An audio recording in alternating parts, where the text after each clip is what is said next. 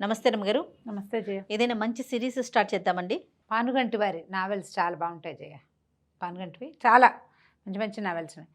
80-85 మధ్యలో అట్లా ప్రింట్ అయినవి అయితే అసలు జానపదాలు చిన్న చిన్నవే, ఒక 100-150 పేజీలు 120 పేజీలు అలా ఉంటాయి.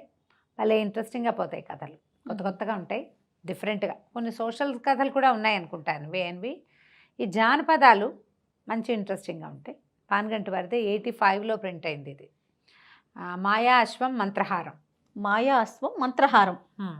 మంత్రహారాన్ని తేవడానికి మాయా అశ్వాన్ని అశ్వాన్ని సాధించాడు వాడుకున్నారా? అనమాట. అది కథ.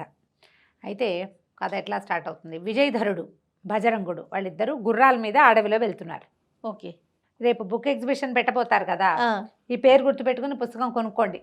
ఓకే తప్పకుండా. అప్పట్లో అయితే ₹2 ఈ పుస్తకాలు. ఎప్పుడు రమ్మగారు? 85లో. విజయధరుడు భజరంగుడు ఫ్రెండ్స్ అండి? ఫ్రెండ్స్. వీళ్ళిద్దరూ చెరుకో గుర్రము వేసుకుని ఓ కీకారణ్యంలో ప్రవేశించారు. వెళ్తున్నారు. ఈ భజరంగుడు అన్నాడు, మిత్రమా నా వల్ల కాదు, నాకు ఆకలిస్తోంది, కాళ్ళు పడిపోతున్నాయి, నిద్ర తూలిపోతుంది, గుర్రం మించి పడిపోతాను ఏమిటో, ఎక్కడో చోట విశ్రాంతి తీసుకోవాలి, మధ్యాహ్నం ఎప్పుడో తినిపించావు, అంతా అయిపోయింది, ఆహారం ఇక లేదన్నాడు. ఈయన ఏమన్నాడంటే, కీకారణ్యంలో పడుకుంటే ఎలాగోయ్, కాస్త ముందుకెళ్ళి చూద్దామన్నాడు. సరే ఆగారు. దూరంగా వాళ్ళకు ఒక లైట్లు కనపడుతుంది, ఏవో చిన్న దీపాలు. లైట్లు ఏముంటే వీధి దీపాలు లేవు కదా, ఏదో వెలిగించిన మంట కాగడాలు అలాంటివేవో కనపడుతున్నాయి. సరే అది చూసి అటు వెళ్దాం అనుకున్నారు. ఇంకొక అరగంట 30 గంట ప్రయాణం చేస్తే కానీ అక్కడికి వెళ్ళదు ఈ బండ్లు, వెళ్ళవు గుర్రాలు. మొత్తానికి 1 గంట పైనే పట్టింది. దూరంగా ఉంది వెలుగు, మిణుకుమంటూ కనపడుతుంది. ఆ వెలుగుని ఇది చేసుకుని మధ్యలో ఎత్తులు పల్లాలు చీకటి చూసుకోవాలిగా, ఎట్లా పైగా రై అనడానికి వీలు లేదు. రాత్రుళ్ళు గుర్రాలు కూడా అట్లా పరిగెత్తవు. ఒక మాదిరిగా గుర్రాలని నడిపించుకుంటూ మెల్లిగా ఆ వైపుకు వెళ్ళారు. వెళ్తే అదొక ఊరు. ఇళ్ళు కనపడుతున్నాయి కానీ అన్నీ తలుపులు వేసేసి ఉన్నాయి. సుమారుగా ఏదైనా ఒక రాత్రి 10 గంటలో అయ్యి ఉంటుంది, 9-10. ఈ కుర్రాళ్ళిద్దరూ బయట నిలబడి కేకలు పెట్టారు. ఏమండి బాటసార్లం బాబు, ఎవరైనా భోజనం పెడతారా, ఈ పూట విశ్రాంతి తీసుకుని రేపొద్దున వెళ్ళిపోతాం అంటే ఎవ్వరూ సమాధానాలు చెప్పాల. గట్టిగా అరిచారు, అయినా కూడా సమాధానం లేదు. సరే చూస్తే ముందుకెళ్తే ఒక పురాతనమైన శివాలయం లాంటిది, ఒక ఆలయము, ఒక మండపము కనపడుతుంది. అరిచర్చి కేకలు పెట్టినా ఎవరూ రాల. నిర్మానుష్యంగా ఉంది. మామూలుగా 9 10 ముస్లింగా పెద్దవాళ్ళు ఎవరో ఒకళ్ళు నెగడేసుకుని బయట కాస్త కబుర్లు చెప్పుకోవటం ఏదో చేస్తారు. పైగా ఇలా అడవుల్లో ఉన్న ఊళ్ళకి జంతువులు వచ్చి పడతాయి. అందుకని ఖచ్చితంగా అంటే వీళ్ళ ఐడియా అనమాట. ఇప్పటిదాకా వాళ్ళు చూసిన ఊళ్ళల్లో ఓ 3 4 6 కనీసం కాపలా ఉంటారు. అడవి మధ్యలో ఉన్న ఊళ్ళకి కాపలా లేకపోతే ఎట్లా? అవును. కాపలాకి మనుషులు లేరు, మండుతున్న 3-4 నెగ్గళ్ళు తప్ప పిట్ట పొరుగు లేదు, అన్నీ తలుపులు బంధించున్నాయి. అక్కడి నుంచి అటు ఇటు చూస్తే శివాలయం అపరిశుభ్రంగా మట్టి కొట్టుకుంటూ ఉన్నటువంటి ఓ పెద్ద మండపం. అసలు కాదు, ఇంత ఊరుంటే ఇన్ని ఇళ్ళు కనపడుతున్నాయి. ఇప్పుడు పిలవకపోతే పీడాపోయిరి, పిలిస్తే పలకపోతే పీడాపోయిరి. ఇది దేవుడికైనా ఏమీ చేసుకోకుండా ఎట్లా ఉన్నారు వీళ్ళు, శివాలయంలో కూడా వెళ్ళకుండా మండపం అంతా దుమ్ము కొట్టుకుపోయింది చూడు అని మాట్లాడుకున్నారు. అక్కడి నుంచి సరే ఏం చేస్తాం, కనీసం పడుకోవడానికి ఒక ప్లేసు, వెచ్చగా నెగ్గళ్ళు ఉన్నాయి. అడవిలో కనీసం అలా కూడా ఉండదు కదా, చెట్ల మీద పడుకోవాలి, కింద పడుకుంటే పురుగు పుట్ర. అందుకని ఏమనుకున్నారు, ఒక నెగ్గడిగాలో దేవాలయానికి దగ్గరలోనే ఉంది మండపంలో కాస్త అటు ఇటు శుభ్రం చేసుకున్నారు. ఇట్లా పడుకోగానే భజరంగుడు నిద్రపోయాడు. గుర్రాలని ఆ పక్కనే ఒక లూజ్గా వదిలిపెట్టి తాడేసి కట్టేశారు. ఈ విజయధరుడికి నిద్ర పట్ల. సరే ఈ ఊరు ఎంత ఊరో చూద్దామని ఆ నెగ్గళ్ళ వెలుగులోనే అట్లా నడుచుకుంటూ వెళ్ళాడు. వెళ్ళేసరికి పెద్ద ఊరే అది, చాలా ఇళ్ళే ఉన్నాయి, అన్ని తలుపులు బంధించున్నాయి, ఎవ్వరి వాకిట్లోనూ పిట్ట పొరుగు కోడి మేక కూడా కిక్కురుమంటలు. అతను ఇట్లా నడుస్తూ ఆలోచిస్తూ వెళ్ళిపోయాడు ముందుకి. ఉన్నట్టుండి పెద్ద వికటాట్టహాసం వినపడింది. ఎంత అరుపో ఎంత నవ్వో అది, ఎక్కడి నుంచి వస్తుందో తెలియలే. కత్తి తీసి ఎవరని అటు ఇటు పరిగెడుతున్నాడు. చూడడం కోసం పరిగెత్తాడు, అటు పరిగెత్తాడు, ఇటు పరిగెత్తాడు, ఏమీ తెమలేదు, ఏమీ అర్థం కాలేదు. ఉన్నటువంటి గంటలు మోగటం మొదలుపెట్టినాయి. గంటలు అనగానే గుళ్ళో కదా, ఈ గంటలు మోగేసరికి మోగిన తర్వాత నవ్వు అవి ఆగిపోయినాయి. ఇతను మళ్ళీ వెనక్కి గుడి దగ్గరికి, గంటలంటే గుళ్ళోనేనని వెనక్కి గుడివైపుకి నడవటం మొదలు పెట్టేసరికి ఒక ఇంట్లో నుంచి మాటలు వినపడుతుంది. తాత గంటలు ఆగిపోయినాయి, రాక్షసి వెళ్ళిపోయి ఉంటుందా అని అడిగింది ఎవరో పిల్ల. వెళ్ళిపోయిందో కంటపడ్డవాడిని ఏ జంతువుగా మార్చేసిందో అని ఒక పెద్ద ముసలాయన గొంతు వినపడింది. ఇతను అరిచి కేకలు పెట్టాడు, ఎవరు ఎవరు మాట్లాడేది, సమాధానం చెప్పండి అని అరిచినా సమాధానం రాల. సరే పరిగెత్తుకుంటూ వెనక్కి ఆ దేవాలయం దగ్గరికి వెళ్ళాడు. బాగా నడిచేశాడు ముందుకి. పరిగెత్తుకుంటూ వెళ్ళేసరికల్లా దేవాలయంలో దీపారాధన చేసినట్టు కనపడుతోంది. దేవాలయం తలుపు బార్లా తెరిచేసింది. అక్కడ ఒక నల్ల కోతి కూర్చునుంది. తనకు అర్థం కాల. బజరంగుడేడి మండపంలో కేకలు పెట్టాడు, బజరంగా బజరంగా అంటే నేనే గురు అన్నాడు ఈ నుంచున్నవాడు కూర్చున్న కోతి. బజరంగుడు నల్ల కోతిగా మారిపోయాడు. నేను కాంతిపడి, కోతిలా ఇలా మారిపోయావురా నువ్వు, ఏం జరిగింది అనేసరికి బజరంగుడు ఏం చెప్పాడు, నేను నిద్రపోతున్నా. ఇంతలో ఎవరో ఒక అమ్మాయి వచ్చింది. దేవాలయం తలుపులు తీసింది. బయటంతా శుభ్రం చేస్తోంది. మెలకు వచ్చింది నాకు. చూస్తే నువ్వు కనపడలా. నిన్నేమైనా చేసేసిందేమోనని ఆ అమ్మాయిని, ఎవరమ్మాయి నువ్వు, ఏమిటి ఏమిటి ఏమిటి అని ప్రశ్నించా. కత్తి కూడా తీసా అమ్మాయి మీదకి. అక్కడి నుంచి అమ్మాయి నోరు తెరిచి పెద్దగా నవ్వింది. పెద్ద రాక్షసిలాగా మారిపోయింది. అప్పటిదాకా అందంగా ఉంది. నేను చూసేసరికి రాక్షసి అయిపోయింది. నేను దగ్గరకు వచ్చేసరికి రాక్షసి అయిపోయింది. అక్కడి నుంచి ఏమంది, ఏమిటి కోతిలాగా వాగుతావు, ఎగురుతావు, కోతివైపు పడుండు నోరు మూసుకుని అన్నది. నా నోరు కట్టేసింది. నేను శబ్దం కూడా చేయలేదు. ఈ శివలింగం పక్కనే పడున్నా. ఆ అమ్మాయి పూజ చేసుకుంది. 3 గంటలు మోగే వరకు మూగవాడిగా ఉండమంది. హారతి ఇచ్చింది. 3 గంటలు కొట్టింది. మాయమైపోయింది. నేను కోతిగా మిగిలిపోయాను, మాట మాత్రం వచ్చిందన్నాడు. ఏం చెయ్యాలి ఇప్పుడు? అక్కడ ఊళ్ళో ఏమో సమాధానం లేదు. అంటే ఇతను విన్నాడు, రాక్షసి వస్తుంది, మనిషిని జంతువుగా మారుస్తుంది అనేది తెలిసింది. సరే రేపు పొద్దున్న చూద్దాం, పడుకోమన్నాడు. ఆ నల్లకోతి రూపంలోనే ఏడ్చుకుంటూ బజరంగుడు పడుకున్నాడు. ఇతను అదంతా పరిగెత్తుకుంటూ వచ్చాడు కదా, హైరాణగా ఉంది, ఏం చేయాలో తెలియదు. ఆలోచిస్తూ అక్కడ అట్లా కూర్చుని ఉన్నాడు. అయితే ఈ ఆలోచిస్తుంటే ఇతనికి గుర్తొచ్చింది తన కథ. మనం ఎలా బయలుదేరామో చివరికి ఇదేమిటి ఇలా పరిణమించింది అని. ఈ విజయధరుడు ఇక్కడికి చాలా దూరంలో ఉన్న చంద్రావతి రాజ్యానికి రాజకుమారుడు. ఓహో. వీళ్ళ నాన్న విద్యాధరుడు అని ఆయన రాజు. అయితే ఈయన ఈ కుర్రాడు విజయధరుడు లేటుగా పుట్టాడు, చాలా లేటుగా పుట్టాడు. ఈ పుట్టిన పిల్లాన్ని బాగా ముద్దు చేశారు, చక్కగా జాగ్రత్తగా చూసుకున్నారు. అతనికి ఈ బజరంగుడు చిన్నప్పటి నుంచి ఫ్రెండ్. విద్యాబుద్ధులు చెప్పించారు. వివాహం చేసిన తర్వాత పట్టాభిషేకం చేద్దాం అనుకున్నారు. వివాహానికి ఇతను నాకు అపురూప సౌందర్యవతి కావాలని కోరుకున్నాడు.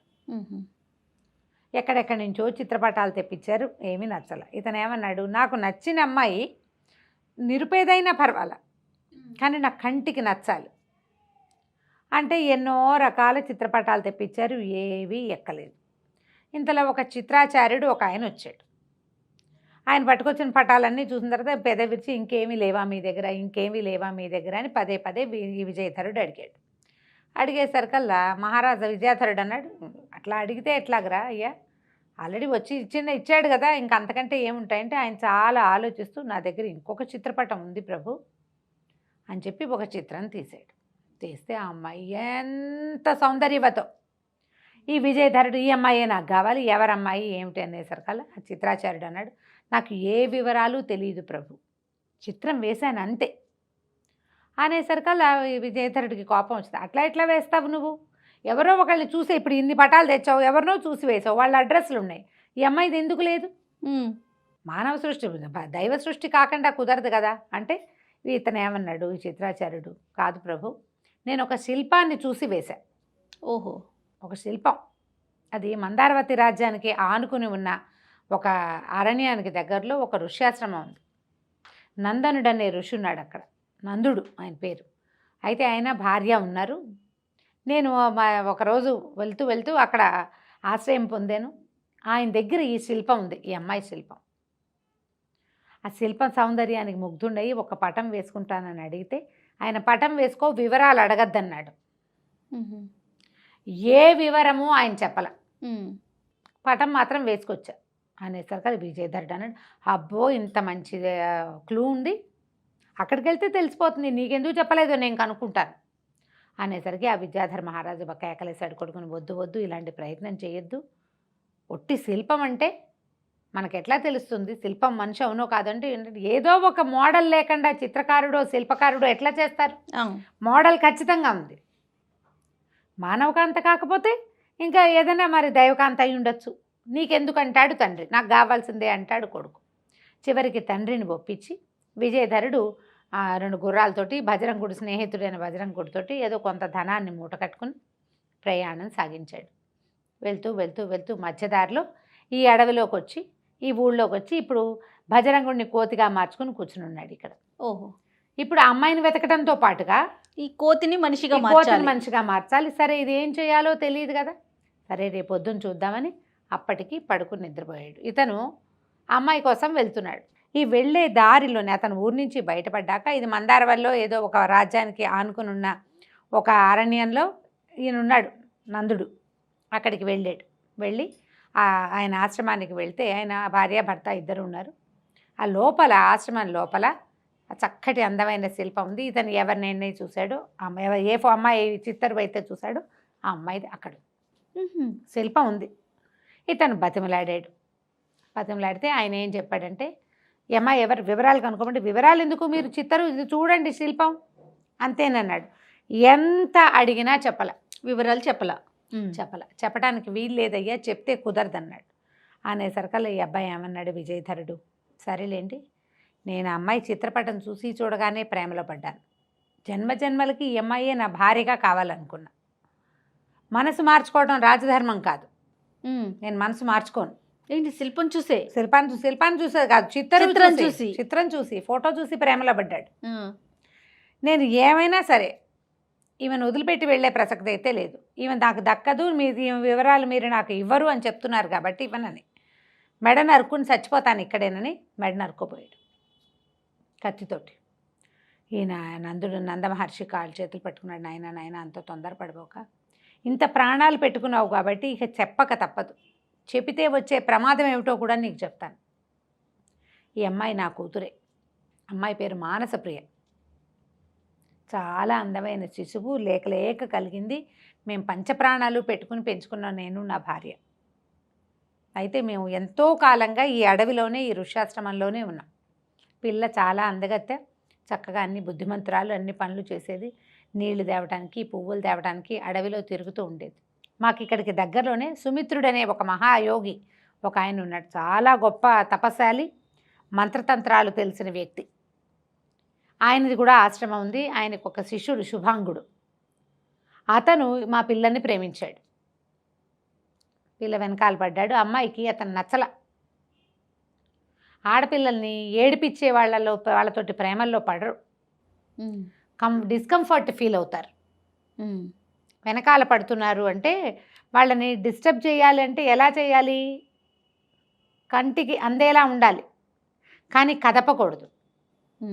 ఆ కదిపితే ఒక రకమైన ఇరిటేషన్ వస్తుంది. ఇతను అమ్మాయిని ఏం విసిగించాడో తెలీదు. మా అమ్మాయికి అతను నచ్చలేదు. అయితే శుభాంగుడు స్వయంగా వచ్చి నన్ను అడిగాడు, మీ అమ్మాయిని నాకు ఇచ్చి పెళ్లి చేయండి అని.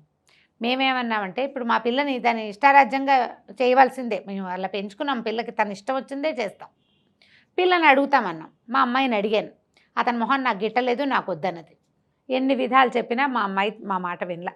అతను అడుగుతున్నాడమ్మా, కోరి వచ్చిన సంబంధం కాదనుకోకూడదని చెప్పినా కూడా మా అమ్మాయి ఇష్టపడలేదు. అతని ధోరణి నాకు నచ్చదు, వద్దన్నది. శాశ్వతంగా వివాహం చేసుకుని శాశ్వతంగా కాపురం చేయవలసింది పిల్ల. అవును, ఆ అమ్మాయికి ఇష్టం లేదు కాబట్టి మేము కూడా సరే, మేము మా పిల్లకి ఇష్టం లేదు సారీ చెప్పేశాము. కానీ శుభాంగుడు ఒకనాడు ఒంటరి పాటున మా అమ్మాయి ఉండగా చూసి ఆమెను బలాత్కరించిపోయాడు. క్రూరుడు. అలాంటి వాళ్ళని ఆడవాళ్ళు ముందే పసిగడతారు. ఈ క్రూరుడు ఇలా చేసేసరికల్లా నేను అప్పుడే పరిగెత్తుకుంటూ వచ్చాను. ఆ కామాంధుణ్ణి శపించాను, నేను భస్మం అయిపోమని. నేనంత తపశ్శాలిని కాదు, కానీ నా తపస్సులో ఉన్న సగభాగాన్ని అతన్ని శపించడానికే వెచ్చించేశాను. కానీ ఆ శాపం పెట్టేటప్పుడు ఇతను సుమిత్ర మహాముని శిష్యుడని కానీ ఆయన కోపగించుకుంటాడని కానీ నాకు అనిపించలే. నా పిల్ల బాధపడుతోంది, అవమానపడుతోంది అన్న ఫీలింగ్ తోటి దాంతో శపించేశాను. భస్మపు రాశిగా మారిపోయాడు, మాడిపోయాడు వాడు. అంతలోనే ఇక్కడ ఏదో జరుగుతుందో తెలుసుకున్న సుమిత్ర మహాముని వచ్చేసాడు. భస్మంగా మారిపోయిన తన శిష్యుని చూస్తే ఆయన కోపం ఆగల. ఆయన గట్టిగా అరిచి కేకలేశాడు నన్ను. అక్కడి నుంచి, నా మీ శిష్యుడని ఆలోచించకుండా నీ కూతురు కోసం ఇంత పని చేసావు, ఏ కూతురుని చూసుకుని ఇంత వెర్రవీగుతున్నావో ఆ కూతురు శిలగా మారిపోతుందని నా కూతురుని శపించాడు ఆయన. కానీ శిష్యుడు తప్పు చేశాడు కదా. తప్పైతే చెప్పుకోవాలి, నన్ను అడగాలి, నాతో చెప్పాలి, అంతేగాని వాడిని చచ్చిపోమంటే ఎట్లా, ప్రాణం తీయటం కరెక్ట్ కాదు కదా. అన్నాడు అని ఈ నీళ్లు చల్లేశాడు, మంత్రజల్లం చల్లేశాడు, నా కూతురు శిలగా మారిపోయింది. ఇదిగో అదే ఆ శిల. దీంతో పాటు ఒక ఇది పెట్టాడు, ఈ శిలా రహస్యాన్ని ఎవరికైనా చెప్తే నువ్వు నీ భార్య కూడా శిలలుగా మారిపోతారు అని. దాంతో నేను నా భార్య ఇద్దరం బాగా ఏడుస్తూ ఏం చేయాలో తెలియక అల్లారు ముద్దుగా పెంచుకున్న పిల్ల శిల్పంగా మారిపోయింది. జీవితం ఏమైపోవాలి మాది మరి. అక్కడి నుంచి మేము ఆయన కాళ్ళ వేళ్ళబడి చాలా బతిమలాడాము. అయితే ఈయన మీ శాపాన్ని సడలించలేను, మీ అమ్మాయి శాపాన్ని సడలించగలను. శివపర్వత శ్రేణిలో ఉన్న జగన్మాత ఆలయంలో అమ్మవారి మెడలో ఉన్న మంత్రహారాన్ని తెచ్చి తగిలిస్తే, ఈ అమ్మాయి మెడలో వేస్తే ఈ అమ్మాయి మామూలు మనిషి అవుతుంది.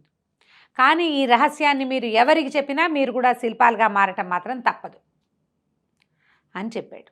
చెప్పి ఆయన మారిపోయాడా? ఇప్పుడు మేము శిల్పాలుగా మారిపోతాను నాయన, కాకపోతే ఆ శివపర్వతం ఎక్కడుంది అది చెప్పాలి కదా.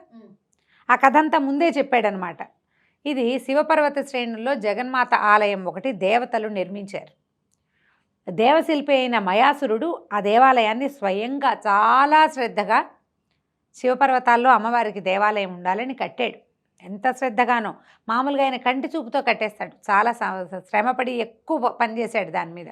ఒక అమ్మవారి అద్భుతమైన విగ్రహాన్ని తయారు చేశాడు, చెక్కాడు శిల్పం. చెక్కిన తర్వాత ఏదో లోటుగా ఉంది, ఆ ముఖంలో, అమ్మవారి ముఖంలో రావాల్సిన కళ రావడం లేదు. అతను చాలా తపస్సు చేస్తే జగన్మాత ప్రత్యక్షమై నవ్వింది. నవ్వి ఏమన్నదంటే, నిత్యము నా మెడలో ఉండే మంత్రహారం వల్ల, అదేంటంటే కోటి ప్రాణుల యొక్క జీవశక్తి, కోట్ల ప్రాణుల యొక్క జీవశక్తి, ఆ హారం వల్ల నా ముఖానికి ఇంకా వెలుగొస్తుంది.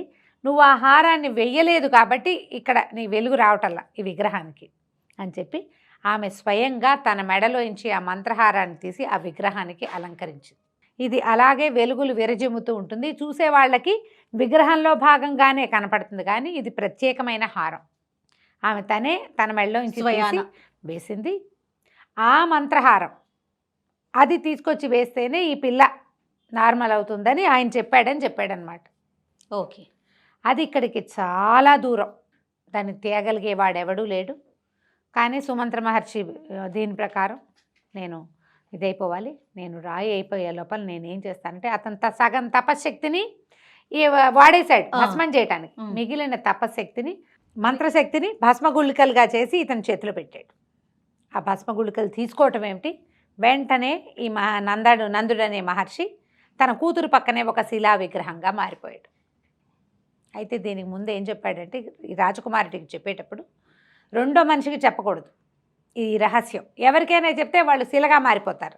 అందుకని భజరంగుని బయటికి పంపించేసి విజయధరుడికి ఒక్కడికే ఈ విషయం చెప్పాడు. ఓకే. నువ్వు కూడా ఈ విషయాన్ని ఎవ్వరికీ చెప్పకూడదు. రహస్యం బయటపడిందా శిల్పంగా మారిపోవటమే, శిలగా మారిపోతావు, మేము ఎట్లా అయిపోయామో నువ్వు కూడా అంతే. దాంతో తండ్రి శిలగా మారిపోయాడు.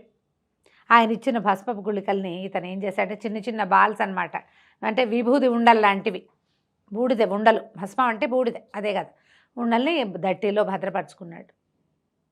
ఏం చేయాలి, బయటకు వచ్చాడు. ఇప్పుడు ఆ శివపర్వతం ఎక్కడ, బయటకు వచ్చాక బజరంగుడికి ఏం చెప్పాడంటే, నాయన ఆయన చెప్పింది చాలా ప్రాణాంతకమైన రహస్యం, నీకు చెప్పలేను, కానీ ఇక్కడి నుంచి చాలా ప్రయాణం చేయాలి, చాలా ప్రయాణం చేయాలి, నువ్వు రామడల పైనే పడుతుంది, నువ్వు వెళ్ళిపో వెనక్కి, నేను అమ్మాయిని సాధిస్తే కానీ ఇంటికి రాను అంటే బజరంగుడు ఒప్పుకోలే. పర్వాలేదు, నేను నీతోటే వస్తానని ఈ ప్రయాణం అంతా చేసి ఈ అడవిలో ఈ పల్లెటూళ్ళలోకి చేరారు. కోతైపోయాడు. తెల్లవారింది. ఇక కోతిని పక్కన పెట్టుకుని నడవటం మొదలుపెట్టాడు. ఊళ్ళోకి వెళ్ళేసరికి ఊళ్ళో అందరూ తలుపులు తీసుకుని మామూలుగానే ఉన్నారు. ఈ శివాలయంలో జరిగిన సంగతి ఏది మాకు తెలియనట్టుగా ఉన్నారు వాళ్ళు. ఆ శివాలయం జోలికి ఒక్కడు రావట్లా, ఒక్కడ దండం పెట్టట్లా. అక్కడ ఆలయం అలాగే ఉంది, తలుపేసేసారు పొద్దునే. తలుపు దాని అంతటా అదే మూతపడిపోయి ఉంటుంది. ఒక్కళ్ళు కూడా వీళ్ళని కేసి చూస్తున్నారు విచిత్రంగా, కానీ పలకరించి మాట్లాడటల్లా. అక్కడి నుంచి నల్లకోతని వెంబడి పెట్టుకు తిరుగుతుంటే విచిత్రంగా చూస్తారు వాళ్ళు. అటు ఇటు ఈ గ్రామ పెద్ద ఎవరని అడిగి ఆయన దగ్గరికి వెళ్ళాడు. వెళ్ళి ఇదేం ఊరు ఏమిటి ఇక్కడ రాత్రి చాలా పెద్ద ఇది వినిపించింది అదే అడిగేసరికి మీరు కానీ ఆ రాక్షసి కంటపడ్డారా అని అడిగాడు ఆయన. కంటపడింది అనగానే ఇంకేముంది అన్నాడు. ఆ రాక్షసి కొంతకాలంగా ఇక్కడికి వస్తూనే ఉంది, ప్రతిరోజు రాత్రిపూట వస్తుంది. ఏ స్వరూపంలో ఏం చేస్తుందో తెలియదు. ఎవడైనా నరమానవుడు ఆమె కంటపడితే సంపదు జంతువుగా మార్చేస్తుంది. ఆమె మార్చిన జంతువులు ఎన్నున్నాయో బాగుంది, జంతువులు అయిపోతారు. అందుకని ఇది తెలిసి మేము మాకు దగ్గరలో ఒక యోగి ఉన్నాడు, ఆయన చెప్పడం వల్ల సాయంత్రం చీకటి పడంగానే నెగ్గళ్ళు వెలిగిస్తాం, ఎవరి దాని వాళ్ళు తలుపులు వేసుకుంటాం. 3 గంటలు వినపడ్డాకే బయటకు వస్తాం, గంటలు కొట్టి హారతి ఇచ్చి వెళ్ళిపోతుంది. ఆ రాక్షసి ఎందుకు వస్తుందో, ఎందుకు అరుస్తుందో, ఎందుకు ఏడుస్తుందో, ఎందుకు ఈ పూజ చేస్తుందో మాకెవ్వరికీ తెలియదు. చాలా కాలంగా ఇలాగే జరుగుతోంది.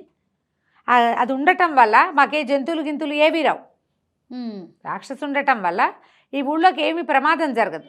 కానీ మేము రాత్రిపూట మాత్రం ఎవరికి ఆశ్రయం ఇవ్వం. కొత్త వాళ్ళకి ఇచ్చిన వాళ్ళు లోపలికి రావాల్సిందే, బయట ఉన్నారంటే వాళ్ళు జంతువులుగా మారిపోతారు. ఇక వాళ్ళకి మాకు సంబంధం లేదు. అయితే ఏమైంది, ఈ జంతువులుగా మారిపోయిన వాళ్ళు వీడిని ఏం చేయాలి, వీడు మాట్లాడుతున్నాడు. వీడు మాట్లాడాకే ఆయనకు అర్థమైంది రాత్రి వీళ్ళు రాక్షసిని చూశారు అని. ఆయన ఏమన్నాడంటే, ఈ చివర ఒక యోగి ఉన్నాడు, మాకు కొంచెం దూరంగా ఉత్తరం వైపుగా ఒక వాగుంది, ఆ వాగు ఒడ్డున యోగి ఉంటాడు.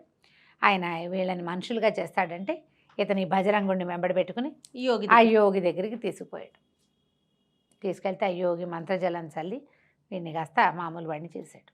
చేసేసరికల్లా ఆయన చెప్పాడు, ఆయన అడిగాడనమాట, ఏమిటి ఏం జరిగింది ఇక్కడ, ఎందుకు ఆ రాక్షసు వస్తుంది అనేసరికల్లా ఇప్పుడు ఇంతమంది ఎంతోమందిని అది జంతువులు చేసింది, ఒక్కళ్ళు కూడా ఏమిటని అడగలేదు, మనుషులైపోతే చాలనుకుంటారు, దాని చరిత్ర ఏమిటి అని అడిగితే ఈ అమ్మాయికి శాపం ఏదో ఉంది, ఒక రాక్షసి అమ్మాయి, ఒక యక్ష గంధర్వకాంత, ఆమెకున్న శాపం వల్ల ఆమె ఇట్లా మారిపోయింది. శాపం తీరితే ఆమెకు ఆ సమస్య పోతుంది. అయితే ఇతనేమన్నాడు, అయితే మేము ఆ రాక్షసిని ఎదుర్కొంటాం, ఆమె ఎక్కడుంటుందో చెప్పండి, ఎట్లా ఆమెను ఎదుర్కోవాలి, ఎదుర్కొని ఆమె కష్టం ఏదో తీరిస్తే సరిపోతుంది, ఆ కష్టం తీర్చడానికి నేను సిద్ధం అని చెప్పేసరికి ఆయన ఎంకరేజ్ చేశాడు. సరే ఒక పని చెయ్యి, ఆమెతో మాట్లాడేందుకు నీకు ఒక అవకాశం నేను ఏర్పాటు చేస్తానన్నాడు.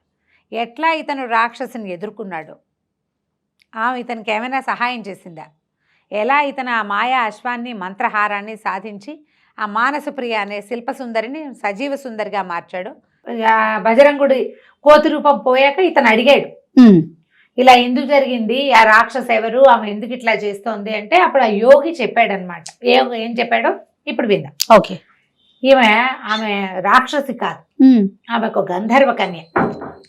ఏదో శాపవశాత్తు అట్లాంటి రూపాన్ని పొందింది. అదేంటంటే ఆవిడ పగటిపూట పులి రూపంలో ఉంటుంది, పులిగా తిరుగుతుంది, రాత్రిళ్ళు రాక్షసిగా కనపడుతుంది. ఆ కనపడదు, ఆమె గంధర్వ కన్యగానే కనపడుతుంది. ఎవరైనా మనుషులు కనుక ఆమెను డిస్టర్బ్ చేస్తే ఆమె అలా రాక్షస రూపం ధరించి గొడవ చేస్తుంది, శివ పూజ చేస్తుంది రాత్రిపూట. ఆమె శివ పూజను డిస్టర్బ్ చేయకూడదు.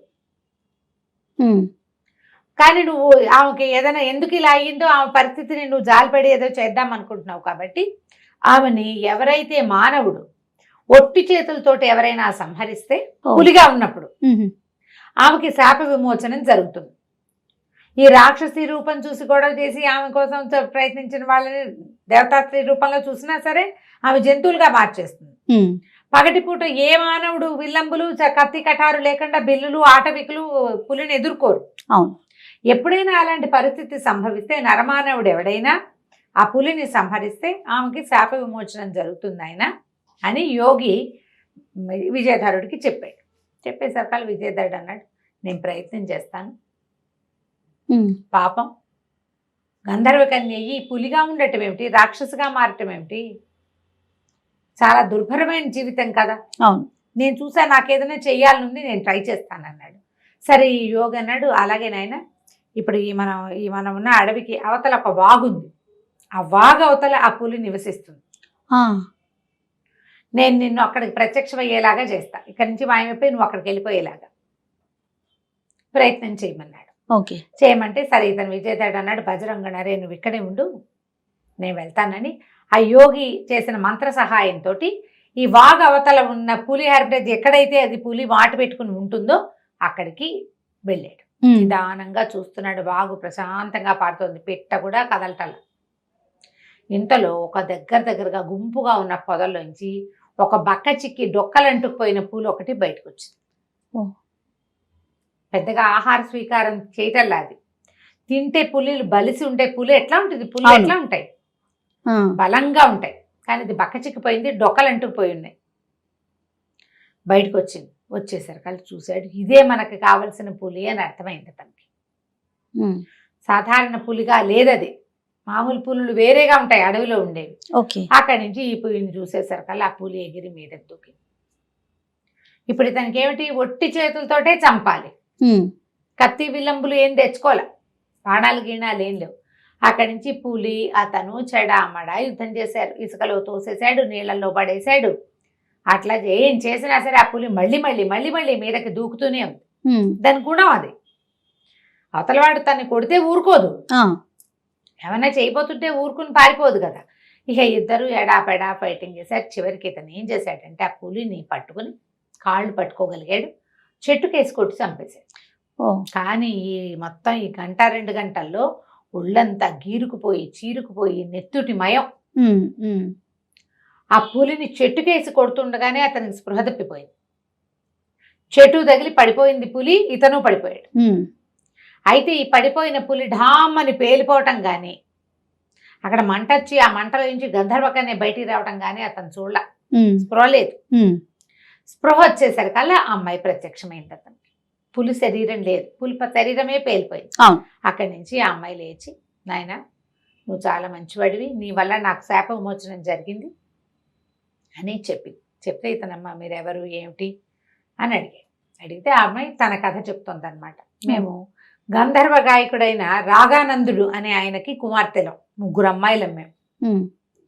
నా పేరు మనోహరి, మా చెల్లెలు సుమంజరి, తర్వాత మధురహాసిని. మేము 3 అక్క చెల్లెళ్ళం. చాలా చక్కగా విశేషంగా ఆటపాట వచ్చిన వాళ్ళము.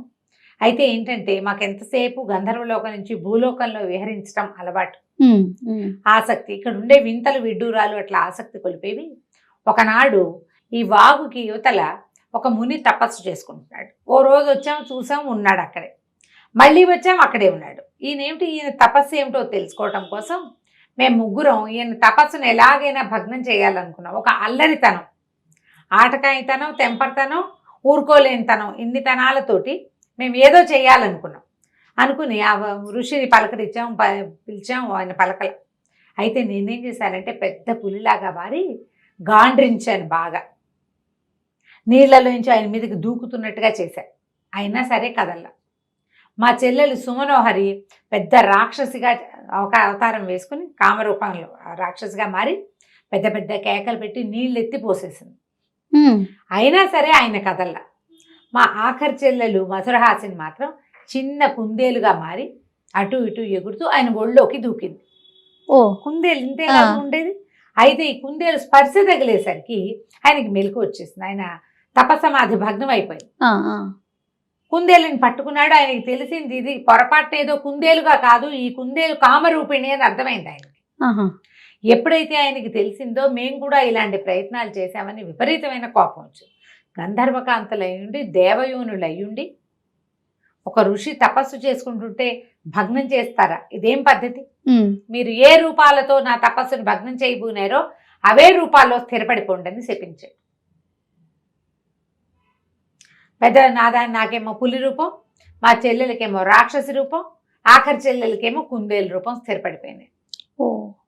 అక్కడి నుంచి పరిపరి విధాల బతిమలాడి చాలా ప్రాధేయపడి మా నాన్న పేరు చెప్పి మా తాత పేరు చెప్పి ఎంతో ప్రాధేయపడితే ఆయన ఏమన్నాడు, ఇచ్చేసాను, వీటిని నేనేం చేయలేను, కాకపోతే మానవుల వల్ల మీరు ఈ బుద్ధి ఎవరిది? గంధర్వులకు ఉండవలసిన బుద్ధి కాదు, మనుషులకు ఉండే బుద్ధి.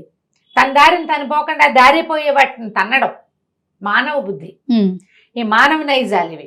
అందుకని ఎవరైనా మానవుడు ఒట్టి చేతులతో సంహరిస్తే పులి రూపం పోతుంది, సంహరిస్తేనే రాక్షసి రూపం పోతుంది. ఈ కుందేలు తన కళ్ళు, కుందేలు ఇదంతా కళ్ళల్లో ఉంటుంది. ఒకేసారి 2 బాణాలని కుందేలు కళ్ళల్లో ఎవడైనా కొట్టగలిగితేనే ఈ కుందేలు చచ్చిపోతుంది, లేకపోతే దీనికి మరణం లేదు. మీరు ఇలాగే ఉంటారు, ఆహారం తీసుకుపోయినా బక్క చిక్కిపోయి అక్కడక్కడే తిరుగుతుంటారు అంతే అనేసరికల్లా ఇంకా ఏమీ చేయలేక గంధర్వలోకానికి వెళ్ళలేక ఎంతో కాలంగా మేము ఇక్కడే ఉండిపోయాం. ముగ్గురం ఇక్కడే ఉన్నాం. నేను ఇక్కడ ఉన్నాను, మా చెల్లెలు ఇంకో అడవిలో ఉంది, చిన్న చెల్లెలు ఇంకో అడవిలో ఉంది. ఎలాగోలాగా బతుకుతున్నాం అంతే. అయితే నేను ఒకసారి ఈ వాగు అవతల ఒక యోగి తపస్సు చేసుకుంటూ ఉంటాం గమనించి, ఈ వాగు దాటుకుంటూ వెళ్ళి పులి రూపంలో నేను ఆయన్ని ప్రార్థించాను. ప్రార్థిస్తే ఆయన నన్ను శివ పూజ చెయ్యి, నీకు ఫలితం లభిస్తుంది అన్నాడు. ఆ శివ పూజలో చేయటం కోసం, అంటే పగలల్లా నేను పులిగా ఉన్నా, రాత్రిళ్ళు నా స్వరూపం వస్తుంది. పగలే మేము ఇలా ఉంటాం, రాత్రిళ్ళు మా రూపాలు మాకు వస్తాయి. పగలు పులి, రాత్రి గంధర్వ కన్య, తెల్లారిసరికి పులి అయిపోవాల్సిందే. రాక్షస కన్య కూడా అంతే. అందుకని రాత్రిపూట నేను వెళ్ళి శివ పూజ చేసుకోమని, ఎవరైనా నన్ను డిస్టర్బ్ చేస్తే వాళ్ళని శపించడానికి, వాళ్ళని జంతువులుగా మార్చడానికి నాకు అవకాశం ఇచ్చాడు. సరే, నేను శివాలయం కోసం వెతుకుతూ చూస్తే ఈ వాగుకి అవతల బాగా అడవి ఆనుకున్న అడవిలో పురాతన శివాలయం ఒకటి కనపడింది. కొద్ది నెలలుగా నేను అక్కడికి వెళ్ళి రోజు పూజ చేసుకుంటున్నాను. అయితే నేను ఈ రాత్రిపూట సౌందర్య స్వరూపం కనిపిస్తోంది కాదు, అది చూసి ఆ ఊరి యువకులు, వాళ్ళు వీళ్ళు కోడగాళ్ళంతా నా వెంబడి పడుతున్నారు. అంచేత నా జోలికి వచ్చిన ప్రతి వాళ్ళని నేను జంతువులుగా మార్చేశాను. దాంతో వాళ్ళు ఏం చేశారు, సాయంకాలం అయ్యేసరికి తలుపులు వేసేసుకుంటారు. వాళ్ళకి తెలిసింది.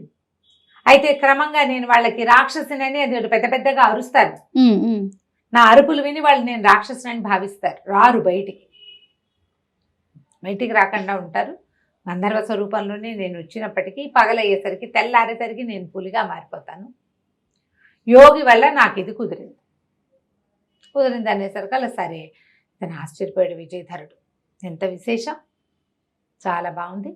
ఆ తర్వాత అమ్మాయిని అడిగాడు, నేను మాయాస్వం అదే మంత్రహారం కోసం బయలుదేరాను అంటే, అప్పుడు ఆవిడేం చెప్పిందంటే, మంత్రహారం నీకు లభించదు, అది చాలా కష్టసాధ్యమైనది. ఆ మంత్రహారాన్ని గనక నువ్వు సాధించాలంటే దానికి మాయా అశ్వం కావాలి. ఈ మాయా అశ్వం ఎక్కడుంది, ఏమిటి వివరాలు నాకేం తెలియదు. అవన్నీ మా చెల్లెలు, మా అమ్మాయికి సుమంజరికి తెలుసు. నువ్వు ఒక పని చెయ్యి, నీకు కామరూప విద్యను బోధిస్తా, ఆ మంత్రం దగ్గర పెట్టుకో. ఈ అడవి అవతల మా చెల్లెలు ఉంది, అక్కడికి వెళ్తే, ఆమె దగ్గరికి కనుక వెళ్తే, ఆమెని సంహరిస్తే, ఆమెకు కూడా నువ్వు శాప విమోచనం చూపించగలిగితే, అప్పుడు ఆమె దగ్గర నుంచి నీకు దీని తాలూకు వివరం వస్తుంది. వివరం కావాలి కదా. ఇప్పుడు మంత్రహారం అక్కడెక్కడో ఉందని తెలుసు, అక్కడికి ఎలా వెళ్ళాలో కూడా తెలియదు. మాయా అశ్వంతో కుదురుతుందని ఈ అమ్మాయి చెప్పింది. అక్కడి నుంచి సరే ఆ కామరూప విద్య తీసుకుని ఆమె దగ్గర నుంచి ఆ విద్య సహాయంతో వాగు దాటి, ఆమెకు నమస్కారం పెట్టాడు, వాగు దాటి యువతలకు వచ్చేసాడు. వచ్చేసి యోగి దగ్గరికి వెళ్ళాడు. యోగి ఆశ్చర్యపోయాడు, గురిని ఎంత పని చేసావు, చాలా అద్భుతంగా చేసావయ్యా, నువ్వు చాలా గొప్పవాడివి, నువ్వు అనుకున్న పని నీకు నెరవేరుతుంది అని చెప్పి ఆశీర్వదించాడు. అప్పుడు భజరంగుడు, మన విజయధరుడు ఇద్దరు కలిసి అక్కడి నుంచి బయలుదేరి అట్నుంచి ఉత్తరంగా ఉన్నటువంటి ఈ వాగు దాటాలి, అడవి దాటాలి. అక్కడ అవతల అడవి దాటి వెళ్ళిన తర్వాత ఉన్న రాతి గుహలలో ఉన్నటువంటి రాక్షసిని చూడడానికి బయలుదేరారు. అయితే వీడు భజరంగుడికి వేగ్గా ఈ కథ చెప్పాడు. గంధర్వకన్య శాప విమోచనం అయిందని, ఆమె చెల్లెల్ని చూడబోతున్నాం మనము, ఆమె రాక్షసిగా మారిపోయిందిట. పగలు రాక్షసిగా, రాత్రిపూట గంధర్వకాంతగా ఉంటుంది అని చెప్పాడు. చెప్పాక ఇద్దరు కలిసి బయలుదేరి వెళ్ళడం మొదలుపెట్టారు. అడవంతా దాటడానికి వాళ్ళకి రాత్రి అయిపోయింది. రాత్రికి అక్కడికి చేరారు. అక్కడికి చేరేసరికల్లా వాళ్ళకి ఎట్లాంటి శబ్దాలు వినపడుతున్నాయంటే, ఎవరో అమ్మాయి రక్షించండి రక్షించండి అని అరుస్తుంది. ఆమె వెనకాల పెద్ద పటాలం అంతా పరిగెడుతుంది, చంపేయండి పట్టుకోండి అని. ఈ అమ్మాయి ఎవరిని పట్టుకోమంటున్నారో, ఎందుకో ఏమిటో మనం వచ్చే భాగంలో తెలుసుకుందాం. తప్పకుండా రమ్మగారు. నమస్తే. నమస్తే రమ్మగారు. నమస్తే జయ. రమ్మగారు, మనము మాయాస్వం మంత్రహారం ఈ సిరీస్ చేస్తూ ఉన్నాం కదా, నెక్స్ట్ ఎపిసోడ్కి వెళ్దామా? సుమరంజని అమ్మాయి రెండో గంధర్వ కన్య. ఆ అమ్మాయికి మా శాప విమోచనం అయిపోయింది. మూడో అమ్మాయి శాప విమోచనం చేయమని ఈ విజయధరుడు, బజరంగుడు వీళ్ళకి ఒక విల్లు, 2 బాణాలు ఇచ్చింది అమ్మాయి. అవి తీసుకుని ఇక్కడ ఈ అడవి దాటాలి, ఇంకా అవతలకి వెళ్తే నీకు కుందేళ్లు కనపడతాయి, అక్కడికి వెళ్ళమన్నారు. అమ్మాయి కుందేలుగా మారిపోయింది, మూడో అమ్మాయి. మధురహాసిని. ఉమ్. సరే ఏం చేశాడు, ఇక ఇద్దరు కలిసి బయలుదేరి వెళ్ళారు. రాత్రి మధ్యలో ఒక చోట విశ్రాంతి తీసుకున్నారు. మొత్తానికి అడవి దాటి అవతలి కోన దాటి ఆ అడవిలోకి వెళ్ళారు. వెళ్తే అక్కడంతా కుందేళ్ళే. ఉమ్. సరే వీళ్ళు ఏం చేశారు, మనకు కావాల్సిన కుందేలు ఏదో వెతుక్కోవాలి కదా, ఆ. మాటేసుకుని కూర్చున్నారు. ఏవో రకరకాల జంతువులనే కుందేళ్ళు బొరియల్లోంచి వస్తున్నాయి. చూడగా చూడగా చూడగా బాగా మధ్యాహ్నం దాటాక వీళ్ళకి తాము చూస్తున్న కుందేలు కనపడేది. బంగారు రంగులో ఉంది ఆ కుందేలు. ప్రత్యేకమైన కుందేలు, దాన్ని గుర్తుపట్టాలి కదా. అందరూ ఎన్ని కుందేళ్ళలాగా ఉంటే ఎన్నిటి కుందేళ్ళని చంపుతారు వీళ్ళు. అక్కడి నుంచి ఆ కుందేలు చూడంగానే వీళ్ళు ఏమన్నారు, మన బజరంగుడి పడారు, ఇదే చూడు చూడు మిత్రమా చూడమన్నాడు. చూసేసరికల్లా విజయధరుడికి తెలిసింది ఒక ప్రత్యేకము, సైజు పెద్దది, ఓకే. తెలివిగా కనపడుతోంది. మిగిలిన వాటికన్నా ఊరికే ఎగురుడుగా లేదు, అది హుందాగా ఉంది. తర్వాత బంగారపు రంగు, అది ముఖ్యమైనది. అక్కడి నుంచి గురి చూసి 2 బాణాలు ఒకేసారి కంట్లో పడేలాగా ఈ మాయ విల్లు ఇచ్చింది కదా వాళ్ళ అక్కయ్య, ఆ విల్లుతో కొట్టేశారు. కొట్టేసేసరికి పెద్ద మోత వచ్చింది, చాలా పెద్ద మంట వచ్చి ఆ కుందేలు మాయమైపోయి గంధర్వకాంత ప్రత్యక్షమైంది. ఎప్పుడైతే అమ్మాయి వచ్చిందో అక్కయ్యలు ఇద్దరు పరిగెత్తుకుంటూ వచ్చేసారు. ఒకళ్ళనొకళ్ళు కావలించుకుని సంతోషించారు. ఎంతకాలం క్రితమో వాళ్ళకి శాపాలు వచ్చేసినాయి, ఇప్పటికి విమోచనం లభించింది. సరే చాలా సంతోషించారు. ఎవరి వల్ల తమకి శాప విమోచనం జరిగిందో ఈ చిన్న అమ్మాయి కూడా అడిగింది. మధురహాసిని అడిగితే, ఇగో ఇతనే తీసుకొచ్చాడు, తను ఇట్లా మనకు శాప విమోచనం చేశాడు, మా ఇద్దరిని కూడా అతనే రక్షించాడు, నిన్ను అతనే రక్షించాడు, అతనికి మాయాశ్వం గురించి కావాలి, ఆ వివరాలు చెప్పు, అది ఎక్కడుంది. మనం ముందే చెప్పేసుకున్నాం, విశ్వంభరుడు దాన్ని రాతిగా మార్చేశాడు. ఆ రాయిది ఎక్కడుంది అంటే సుప్రజ రాజ్యానికి పక్కన ఉన్నటువంటి అడవిలో క్రూరుడు అనేటువంటి ఒక మాంత్రికుడి చేతిలో ఉంది అది. ఆ క్రూరుడు ఎవరు, మొదట మాయావి రాక్షసుడు ఉన్నాడు కదా, అతని యొక్క కొడుకు. మొదటి రాక్షసుడు చచ్చిపోయాడు, అది ఎప్పుడో జరిగిందనమాట. తర్వాత తరానికి వెళ్ళిపోయింది అది. అయితే ఆ క్రూరుడు ఆ మంత్ర మాయాశ్వాన్ని మామూలుగా మార్చడం చేతకాక ఎందరో యోగులని ఋషుల్ని వాళ్ళని వీళ్ళని పిలిపించటము, ఎవరి వల్ల కాకపోతే వాళ్ళని బయటికి వెళ్ళనివ్వకుండా బంధించటము. వాడి దగ్గరే ఎంతోమంది బందీలుగా ఉన్నారు. సుప్రజ రాజ్యానికి 2వ వైపున్న అడవిలో కొన్ని కొండ కోనలు ఉన్నాయి, ఆ కోనల్లో ఉన్న గుహలలో వాడు ఉండొచ్చు. కాకపోతే అతను ఏం చేస్తున్నాడంటే ఇప్పుడు పరిస్థితి, యోగుల్ని వాళ్ళని బంధిస్తాడు, యువకుల్ని బలిస్తున్నాడు. అతను ఇంకొక మార్గం తెలుసుకున్నాడు, కొన్ని వేల మంది యువకుల్ని బలిస్తే ఇది ఏమైనా ఫలించవచ్చని ఒక ఆలోచనతో యువకుల్ని బలిస్తున్నాడు. ఇప్పుడు యోగి రూపంలో వెళ్ళినా వాడి దగ్గర కుదరదు, యువక రూపంలో వెళ్ళినా బలిస్తాడు. ఇది చూసుకోవాలి, ఫలానా చోట ఉన్నాడని చెప్పాక ఈ ముగ్గురు ఏం చేశారంటే తమ అమ్మాయి ఇచ్చిన విల్లేమో మాయమైపోయింది, పని అయిపోగానే ముగ్గురు కలిసి ఒక మంత్ర ఖడ్గాన్ని ఇతనికి ఇచ్చారు. ఇది చాలా అత్యద్భుతమైంది, విపత్కర పరిస్థితుల్లో నిన్ను రక్షిస్తుంది, నీ దగ్గరే ఉంచుకోమన్నారు. ఆ ఖడ్గాన్ని పుచ్చుకొని బజరంగుడు తర్వాత ఏమో విజయధరుడు ఇద్దరు కలిసి గుర్రం ఎక్కి బయలుదేరారు, సుప్రజ రాజ్యానికి చేరారు. మరి ఇక్కడ పని అయిపోయింది, ముందు తెచ్చుకోవాలి కదా, గుర్రాన్ని తెస్తేనే హారం వస్తుంది. సరే గుర్రం కోసం సుప్రజ రాజధానికి బయలుదేరి అక్కడ రాజధాని నగరంలో ఓ చోట ఒక సత్రంలో రూమ్ తీసుకుని పడుకున్నారు. అయితే వీళ్ళు బజరంగుడు నిద్రపోయాడు, కానీ ఈ విజయధరుడికి ప్లాన్ ఆఫ్ యాక్షన్ ఏమిటి, ఇప్పుడు రాజధానికి వచ్చాం, ఇక్కడి నుంచి మనం అది ఎట్లా తెలుసుకుంటాం. మామూలుగా ఏ రాజధానికైనా 4 పక్కల ఏవో ఒకటి ఉంటాయి, మనం ఓ పక్క నుంచి వచ్చాం, ఇంకా 3 పక్కలు ఉన్నాయి, 3 పక్కల్లో ఏ పక్కన ఈ క్రూరుడు ఉన్నాడని మనం ఇది చేయాలి. అట్లా ఆలోచిస్తూ what is plan of action అని ఆలోచిస్తున్నాడు అనమాట. ఆలోచిస్తుంటే ఏమిటో మాటలు వినపడుతున్నాయి, ఎవరో మాట్లాడుతున్నారు.